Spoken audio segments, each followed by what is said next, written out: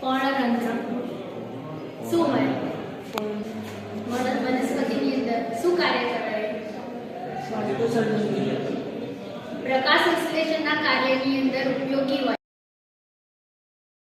આપણે વનસ્પતિઓના પણ બે પ્રકાર હોય, એકદળી વનસ્પતિ અને દ્વિદળી વનસ્પતિ. ધારો કે મગ, ચણા એ બીજ તમે જોયેલા, તો એ બીજને તમે તોડો તો બે બીજપત્રો જોવા મળે, બે ભાગ પડે, તો એ દ્વિદળી વનસ્પતિ કહેવાય.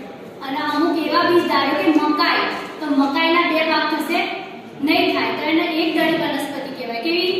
એકદળી વનસ્પતિ. ઘઉં એકદળી વનસ્પતિ, બરાબર?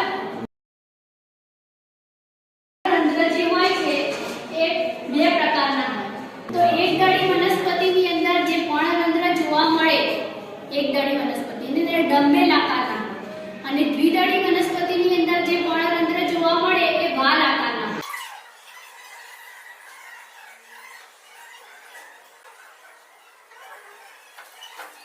આ તમને ડંબેલ જેવો શેપ દેખાય, તો આ એકદળીની અંદર જોવા મળે.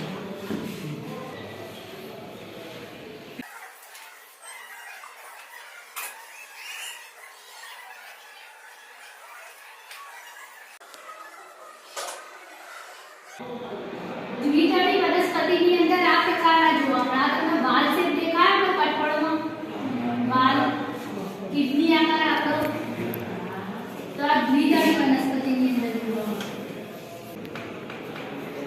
તો દ્વિદળી વનસ્પતિ કઈ? તો ચણા, મગ. અને એકદળી વનસ્પતિની અંદર મકાઈ, બાજરી, ઘઉં. તો પર્ણરંધ્રની અંદર અહીં એક છિદ્ર હશે. શું હશે? છિદ્ર.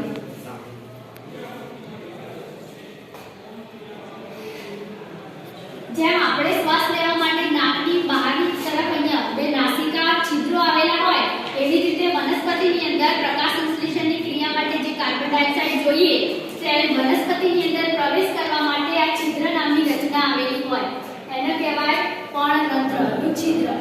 એની આજુબાજુ આ જે કોષો આમાં જે ડંબેલ આકારના, આની અંદર જે કિડની આકારના આવેલા છે, વાલ આકારના, એને કહેવાય રક્ષક કોષો. શું કહેવાય? રક્ષક કોષો. તો રક્ષક કોષો કેમ નામ આપ્યું હશે? Guard cell. કારણ કે આ છિદ્રનું એ રક્ષણ કરે છે, બરાબર? તો એના કારણે એનું નામ આપ્યું રક્ષક કોષો. હવે અમુક વનસ્પતિની અંદર કેવું જોવા મળે? તો રક્ષક કોષોની આજુબાજુ સહાયક કોષો પણ જોવા મળે.